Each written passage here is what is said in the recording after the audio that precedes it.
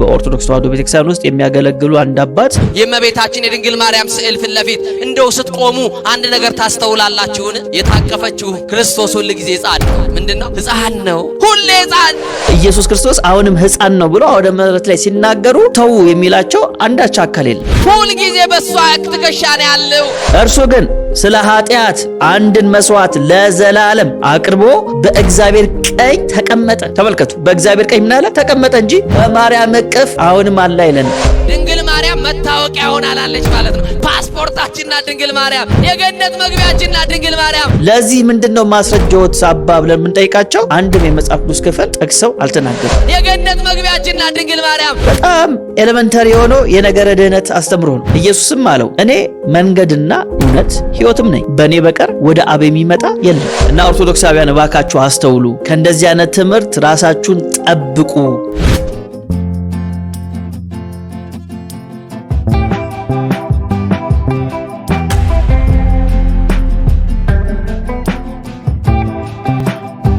ከእግዚአብሔር ከአባታችን ከጌታም ከኢየሱስ ክርስቶስ ጸጋ፣ ሰላም፣ ምሕረት በያላችሁበት ይብዛላችሁ። እናፈርሳለን የተሰኘው መርሃ ግብራችን ነው ጀምረናል። በዚህ መርሃ ግብር ላይ የሐሰት ትምህርቶችን በእግዚአብሔር ዕውቀት ላይ የሚነሱትን የትኛውንም አይነት ሰዋዊ አስተሳሰቦችን በእግዚአብሔር ቃል ዕውቀት የምናፈርስበት መርሃ ግብራችን ነው። እንግዲህ ለዛሬም ደግሞ አንድ የምናፈርሰው ሐሳብ ይኖረናል። በኢትዮጵያ ኦርቶዶክስ ተዋሕዶ ቤተክርስቲያን ስለ ማርያም ከሚሰብኳቸው ትምህርቶች መካከል በጣም አብዛኞቹ ማለት እስከሚቻል ድረስ ኢ መጽሐፍ ቅዱሳዊ ናቸው፣ ሰዋዊ አስተሳሰቦች ናቸው። የትኛውንም የሐዋርያት ትምህርትን መሰረት ላይ ያልተደረገ አስተምሮ እንዳላቸው እናውቃለን። እንግዲህ ይህን ደግሞ የኛን ስለ ማርያም ያለንን ግንዛቤ ከዚህ በፊት በተለያዩ መንገዶች ተናግረናል። እኛ ማርያምን የጌታችን የኢየሱስ ክርስቶስ እናት እንደሆነች እናምናለን። በድንግልና እንደጸነሰችው እናምናለን። የሚገባትን ደግሞ ክብርን እንሰጣታለን። ያ የሚገባት ክብር ምንድነው ከተባለ መጽሐፍ ቅዱስ ላይ በተገለጠው መንገድ ስለሷ የተባለውን ነገር አሜን ብሎ መቀበል ነው። ስለዚህ ብጽዕት ነች፣ ቅድስት ነች። እነዚህ ነገሮች መጽሐፍ ቅዱስ ይነግረናል። ስለዚህ በዚህ መንገድ እኛም እንመሰክራለን ማለት ነው፣ እንናገራለን። ከዚህ ውጪ ግን መጽሐፍ ቅዱሳዊ የሆኑ አስተሳሰቦችን የጌታችን የኢየሱስ ክርስቶስን እናትን አይወክልም ብለን ስለምናስብ በሷ ስም የሚደረጉ ስብከቶችን፣ ትምህርቶችን እንቃወማለን ማለት ነው። ለዚህ ደግሞ እንደማሳያ ዛሬ አንድ ቪዲዮ ላሳያችሁ። ሰሞኑን የወጣ ቪዲዮ ነው። አባ ሕርያቆስ የተባሉ እንግዲህ በኦርቶዶክስ ተዋሕዶ ቤተክርስቲያን ውስጥ የሚያገለግሉ አንድ አባት ስለ ማርያም ያስተማሩት በጣም የስተት ትምህርት አለና እስቲ አንድ ሁለት ፖይንት እያደረግን ለማንሳት እንሞክር። በመጀመሪያ እሳቸው የተናገሩትን እናድምጥ። ይኸውላችሁ ልብ ብላችሁ አስተውሉ። የእመቤታችን የድንግል ማርያም ስዕል ፊት ለፊት እንደው ስትቆሙ አንድ ነገር ታስተውላላችሁን? የታቀፈችው ክርስቶስ ሁሉ ጊዜ ሕፃን ነው። ምንድነው?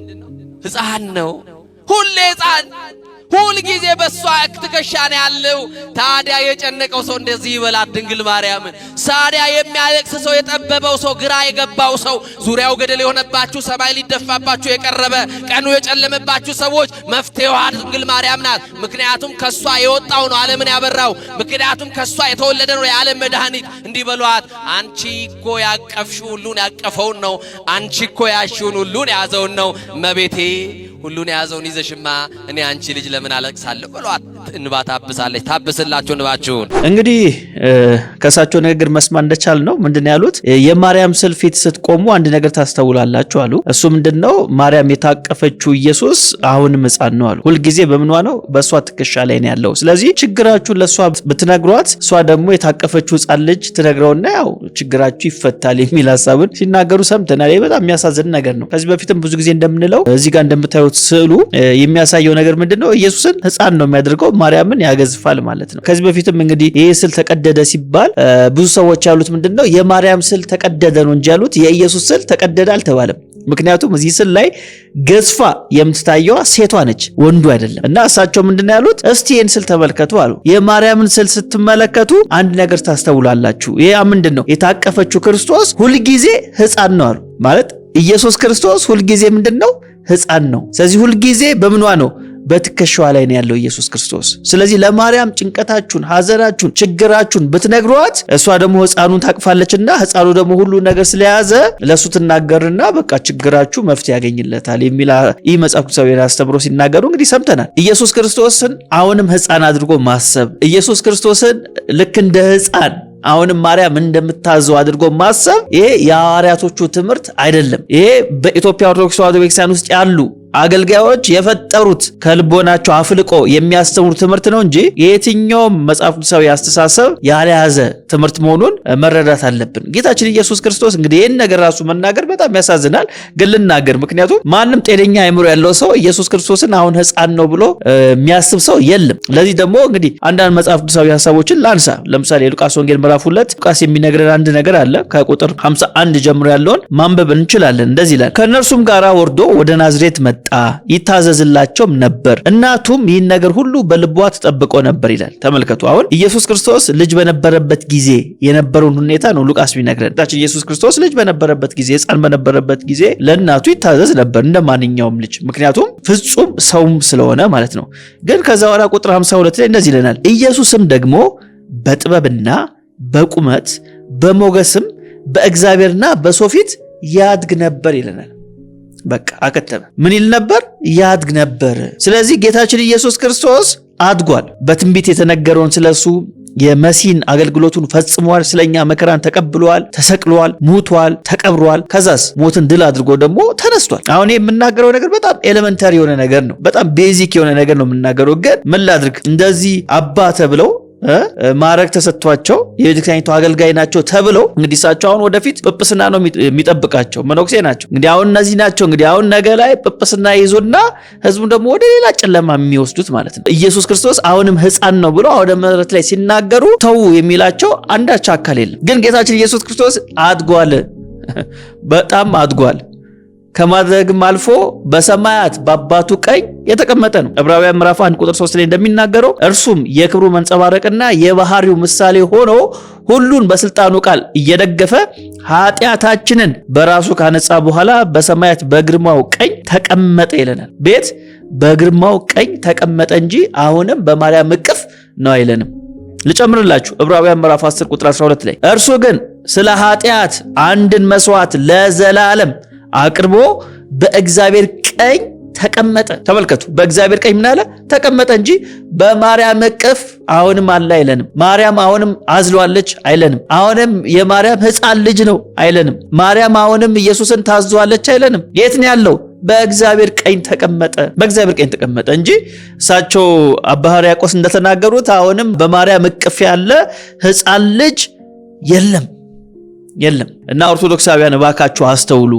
ከእንደዚህ አይነት ትምህርት ራሳችሁን ጠብቁ የምንለው በምክንያት ነው። በኦርቶዶክስ ቤተክርስቲያን ስለ ማርያም ያለው ትምህርት የስተት ትምህርት ነው ብለን ኦርቶዶክስ ሰባኪያኖች የሚሰብኳትን ማርያምን አንቀበልም የምንለው ከዚህ ተነስተን ነው። ሌላ ደግሞ እጅግ በጣም አደገኛ የሆነ ትምህርት እንግዲህ እኚህ መምህር አስተላልፈዋል። እስቲ ደግሞ እሱ ሰምተን እንመለስ። ማርያም መታወቂያችን ናት። አመስግኗት። መታወቂያችን እኮ ነው። የትም ቦታ ሄደን እንደው አትታወቁ። ከአዲስ አበባ ወጣችሁ ሰው ሀገር እንደው ሌባ ገንዘባችሁን ቢሰርቅ በማርያም ብትሉ እንጀራ አትበሉም ወይ? ስለ ማርያም ብንል እንጀራ አንበላም ወይ? ምን ማለት ነው ይሄ? ድንግል ማርያም መታወቂያ ሆናላለች ማለት ነው። ፓስፖርታችንና ድንግል ማርያም፣ የገነት መግቢያችንና ድንግል ማርያም። ይሄኛው ደግሞ ከመጀመሪያው የባሰ ነው። ምንድነው የሚሉት? ማርያም መታወቂያችን ናት አመስግኗት አሉና ፓስፖርታችን ናት የገነት መግቢያችን ናት አሉ። ፓስፖርታችን ናት የገነት ምን መግቢያችን ናት። ስለዚህ ምን አድርጓት? አመስግኗት ይላል። ማርያም ፓስፖርታችን አይደለችም፣ የገነት መግቢያችንም አይደለችም። እኛ ወደ እግዚአብሔር መንግስት የገባ ነው በጌታችን በኢየሱስ ክርስቶስ ስራ ነው። አሁን እኮ ይሄ ቅድም እንዳልኳችሁ ነው። በጣም ኤሌመንታሪ የሆነው የነገረ ድህነት አስተምሮ ነው ማለት ቤዚኩ ማለት ነው፣ መሰረቱ። በቃ አንድ ሰው ክርስቲያን ነኝ ሲል ወይም ክርስትናን መቀበል ሲፈልግ፣ ጌታ መቀበል ሲፈልግ መጀመሪያ የሚነገረው ነገር ይሄ ትምህርት ነው። የምትገባው ወደ እግዚአብሔር መንግስት በኢየሱስ ክርስቶስ ስራ ነው የሚለውን ነገር ሰምቶ አሜን ብሎ ነው ክርስቲያን የሚሆነው። እንግዲህ እኚህን አገልጋይ ተመልኳታቸው በኦርቶዶክስ ቤተክርስቲያን ውስጥ ያሉ አገልጋይ ናቸው። እንግዲህ ትልቅ ማዕረግ ላይ ያሉ ናቸው ማለት አንድ ትላንትና ከተለየ እምነት ወይም ከእስልምና ወይም ከሌላ እምነት ትላንትና የመጣ አንድ ሰው የሚያውቀው ትምህርት ነው። የትምህርት ሰው በጌታችን በኢየሱስ ክርስቶስ በኩል ነው ገነት የሚገባው የሚለውን በቃ አውቆ የመጣ ሰው። እነዚህን ደግሞ ተመልከቱ። ረጅም ዓመት ክርስቲያን ነን ይላሉ። የ2000 ዓመት ታሪክ አለን ይላሉ። በአገልግሎት ብዙ ዘመን ቆይተናል ይላሉ። መጽሐፍ ቅዱስ አለን፣ እንተረጉመዋለን፣ እንተነትነዋለን፣ አንድም እያልን እንፈተዋለን ይላሉ። ግን ይህም ቤዚክ የሆነውን የክርስትናን ትምህርት አያውቁ። በማርያም በኩል ነው ገነት ምንገባው፣ ማርያም ነች ፓስፖርታችን እያሉ ይናገራሉ። ለዚህ ምንድነው ማስረጃዎት አባ ብለን የምንጠይቃቸው አንድም የመጽሐፍ ቅዱስ ክፍል ጠቅሰው አልተናገሩም። እንደ ማስረጃ አድርገው ያቀረቡት ነገር ምንድነው? እዛ ቪዲዮ ላይ ካያችሁ እከሌ ይላሉ። የሰው ምስክርነትን የሚያመጡት ለከሌ ማርያም እንዲያደረገችላት ለአንዲት ሴት እንዲያደረገችላት ኪዳነ ምሕረት እያሉ ሰዎች የተናገሩትን እንደ ማስረጃ አድርገው አውደ ምሕረት ላይ ይናገራሉ እንጂ እንደ አንድ የእግዚአብሔር አገልጋይ መጽሐፍ ቅዱስን ጠቅሰው የሐዋርያትን ትምህርት ላይ ተመርኩዞ አላስተማሩ። እኛ ክርስቲያንንና መጽሐፍ ቅዱሳዊን አድርገው ሐሳባቸው ወደ ገነት የገባ ነው፣ ወደ እግዚአብሔር መንግስት የገባ ነው፣ ወደ አብ የገባ ነው በማን በኩል ነው ከተባለ በጣም ግልጽ በሆነ መንገድ መጽሐፉ የሚነግረን በጌታችን በኢየሱስ ክርስቶስ በኩል እንደሆነ ነው የሚያስረዳን። ከጌታ ንግግር እንጀምር። ዮሐንስ ወንጌል ምዕራፍ 14 ቁጥር 6 ላይ እንደዚህ ይላል፣ ኢየሱስም አለው እኔ መንገድና እውነት ሕይወትም ነኝ፣ በእኔ በቀር ወደ አብ የሚመጣ የለም። 4 ነጥብ አለቀ። ሰዎች ወደ አብ የሚመጡት በማን በኩል ነው? በኢየሱስ ክርስቶስ በኩል ነው። ለምን? እርሱ ነው መንገዱ። ምድርና ሰማይን ያስማማው እሱ ስለሆነ ምድርና ሰማይን ያስታረቀው ጌታችን ኢየሱስ ክርስቶስ ነው። ማርያም አላስታረቀችም። ማርያም ራሱ የምትታረቀው በዚህ በኩል ነው፣ በክርስቶስ ኢየሱስ የመስቀል ስራ ነው እንጂ ከኢየሱስ ክርስቶስ የመስቀል ስራ ውጪ ማርያም የእግዚአብሔር መንግስት ለመግባት የሚያስችል ብቃትና ቁመና አልነበራትም። ቢኖራትም ኖሮ በእርሷ በኩል እንገባ ነበር። መጽሐፉ ኢየሱስ ክርስቶስም መምጣት ባላስፈለገው ነበር። ግን እርሷ በኢየሱስ ክርስቶስ ስራ ካልሆነ በስተቀር በራሷ ስራና በራሷ የጽድቅ መንገድ የእግዚአብሔርን መንግስት ለመውረስ አቅሙም ብቃቱም አልነበራትም። ልጨምር። ሐዋርያው ጳውሎስ በኤፌሶን መልእክቱ ምዕራፍ 2 ላይ እንደዚህ ብሎ ይናገራል። ከቁጥር 13 ጀምሬ ላንብብላችሁ። አሁን ግን እናንተ በፊት ርቃችሁ የነበራችሁ በኢየሱስ ሆናችሁ በክርስቶስ ደም ቀርባችኋል። እርሱ ሰላማችን ነውና ሁለቱን ያዋሃደ በአዋጅ የተናገሩትንም የትእዛዛትን ሕግ ሽሮ በመካከል ያለውን የጥል ግድግዳውን በስጋው ያፈረሰ፣ ይህም ከሁለታቸው አንድን አዲስ ሰው በራሱ ይፈጥር ዘንድ ሰላምን ያደርግ ዘንድ ነው። ጥልን በመስቀሉ ገድሎ፣ አያችሁ፣ ጥልን በመስቀሉ ገድሎ በእርሱ ሁለታቸውን በአንድ አካል ከእግዚአብሔር ጋር ያስታርቅ ዘንድ ነው። መጥቶም ርቃችሁ ለነበራችሁ ለእናንተ ሰላምን፣ ቀርቦም ለነበሩትን ሰላምን የምስራች ብሎ ሰበከ። በእርሱ ሥራ ሁላችን በአንድ መንፈስ ወደ አብ መግባት አለንና። ስለዚህ አይሁዳዊም ቢሆን አሕዛቡም ቢሆን አሁን ወደ አብ የሚገባው በማን በኩል ነው? በኢየሱስ ክርስቶስ ሥራ ነው። ቀርባችሁ ለነበራችሁ የሚለው ማንን ነው? አይሁዳውያንን ነው። ርቃችሁ ለነበራችሁ የሚለው ማንን ነው? አሕዛብን ነው። ማርያም አይሁዳዊ ነበረች አልነበረችም? ነበረች ማለት አይሁዳዊ ነበረች። ስለዚህ ቀርባችሁ ለነበራችሁ ሲል ለአይሁዳዊ ነው። ይህ መልእክት ማርያም ይመለከታል። ለእርሷም ራሱ የገባችሁ በማን ስራ ነው? በጌታችን በኢየሱስ ክርስቶስ ስራ ነው። ርቀው የነበሩት አሕዛቦች በማን ስራ ነው የገቡት? በኢየሱስ ክርስቶስ ስራ ነው የገቡት። የገባ ነው እኛ አሕዛቦች የነበር እሱ ነው የሚነግረን። ቁጥር 18 ላይ በእርሱ ስራ፣ በእርሱ አይደለም በእርሱ ስራ። ይህ ስራ የተባለው ምንድነው? የመስቀሉ ስራ፣ የመሰዋዕትነቱ ስራ። ሁላችን በቃ አያችሁ፣ ልዩነት የለም። በመዳን ጉዳይ እከሌ አይባልም። ሁሉም ሰው ወደ አብ መግባት የሚችለው በጌታችን በኢየሱስ ክርስቶስ ስራ ነው። በአንድ መንፈስ ወደ አብ መግባት አለንና እንግዲያስ ከእንግዲህ ወዲህ ከቅዱሳን ጋር ባላገሮችና የእግዚአብሔር ቤተሰቦች ናችሁ እንጂ እንግዶችና መጻተኞች አይደላችሁም በማለት ሐዋርያው ጳውሎስ በዚህ በኤፌሶን መልእክቱ ምዕራፍ 2 ላይ ይናገራል። እዚህ ላይ ብቻም አይደለም፣ ቀጣይ ምዕራፍ ላይ ሄደን ኤፌሶን ምዕራፍ 3 ቁጥር 12 ላይ በእርሱም ዘንድ ባለ እምነታችን በኩል በመታመን ድፍረትና መግባት በእርሱ አለን ይላል። ስለዚህ ወደ እግዚአብሔር የመግባት ድፍረትን ያገኘ ነው በማን በኩል ነው? በጌታችን በኢየሱስ ክርስቶስ ስራ በኩል ነው። በእኛ ስራ ቢሆንስ ድፍረት አልነበረንም፣ አንችልም ነበር፣ አቅም አልነበረንም። እንኳን መግባት ቀና ብለን እንኳን አባታችን ወይ ማለት አንችልም ነበር። ግን በኢየሱስ ክርስቶስ ስራ ምን አገኘን? ድፍረት አገኘን። ምን አይነት ድፍረት? ወደ አብ የመግባት ድፍረት፣ እግዚአብሔርን አባ ብለን የመጥራት ድፍረት፣ አባቴ ብለን የመጥራት ድፍረት አገኘን ማለት ነው። ስለዚህ ድንግል ማርያምም ከዚህ ውጭ አይደለችም። ለምን ከተባለ ድንግል ማርያም የቤተ ክርስቲያን አንዲት ብልት ነች። ስለዚህ ቤተ ክርስቲያን በአጠቃላይ የዳነችው የተዋጀችው በማን ስራ ነው? በክርስቶስ ኢየሱስ ስራ ነው። ስለዚህ ማርያም የቤተ ክርስቲያን አንዲት ብልት ነች ብለን የምናምን ከሆነ በኢየሱስ ክርስቶስ ስራ ብቻ ነው ልድን የምችል እንጂ በእርሷ በኩል ወደ ገነት መግባት የሚባል ትምህርት መጽሐፍ ቅዱሳችን አያውቁም። ሐዋርያዊ ትምህርት አይደለም። ሐዋርያዊ ቅብብሎሽ ይሉናል። ግን ይህን ትምህርት ከማን ተቀበላችሁ ስንላቸው የሚጠቅሱት አንድም ሐዋርያዊ አባት የላቸው። ስለዚህ ኦርቶዶክሳውያን እንድትነቁ አሁንም ጥሪ ያቀርብላችኋለሁ። ወደ እውነተኛው ትምህርት እንድትመጡ፣ መጽሐፍ ቅዱስን እንድታነቡ፣ ወንጌልን ለመስማት ወደ አውደ ምሕረቱ ስትሄዱ እንደዚህ አይነት ትክክል ያልሆነ ትምህርት ሲያስተምሩ ጠይቋቸው። ከየት መጣ ትምህርት በሉ እንጂ ዝም ብላችሁ ቃለ ሕይወት ያሰማልን ብላችሁ መሄዱ እናንተን ወደ ጥፋት መንገድ ይወስዳችኋል እንጂ ድነትን ሊሰጣችሁ አይችልም።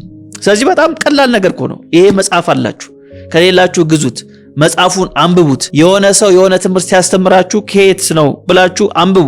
እኔም እዚህ ጋር ስናገር ሜሎስ የተናገረው ነገር እንደ እግዚአብሔር ቃል ነው ብላችሁ ገልጣችሁ ለማንበብ ሞክሩ። ሌላ ማቴማቲክስ የለውም፣ ፊዚክስ አይደለም፣ ኬሚስትሪ አይደለም፣ የናሳ ምርምር አይደለም እየነገርኳችሁ ያለው በጣም ውስብስብ የሆኑ ፎርሙላዎች አይደለም እየተናገርን ያለ ነው። በቃ ተገልጦ የሚነበብ ነው። እኔ መንገድ፣ እውነት፣ ህይወት ነኝ። አለቀ። 4 ነጥብ። ሌላ ነገር የለው። በቃ ህይወትን ትፈልጋላችሁ፣ ወደ ኢየሱስ ነው። ወልድ ያለው ህይወት አለው፣ ወልድ የሌለውስ ህይወት የለውም። አያችሁ። ስለዚህ የመዳን መንገድ ውስብስብ አይደለችም፣ ሩቅ አይደለችም፣ እንዴት ይሆንልናል ምትባል አይደለችም። ሐዋርያው ጳውሎስ በሮሜ መልእክቱ ምዕራፍ 10 ላይ እንደተናገረ ቃሉ በልብና በአፍ እነሆ ቀርቧል። ኢየሱስ ጌታ እንደሆነ በአፍ ብትመሰክር እግዚአብሔርም ከሙታን እንዳስነሳው በልብ ብታመን ትድናለህ በማለት ነው የሚናገረው። ስለዚህ ወደዚህ ጌታ መጣችሁ የዘላለም ህይወትን ታተርፉ ዘንድ ጥሪያችንን እናቀርባለን። የዛሬው መርሃ ግብር በዚህ ላይ እንፈጽማለን። በሌላ ርዕሰ ጉዳይ ላይ እስከምንገናኝ የአብ ፍቅር፣ የወልድ ቸርነት፣ የመንፈስ ቅዱስ አንድነት ከሁላችን ጋር ይሁን።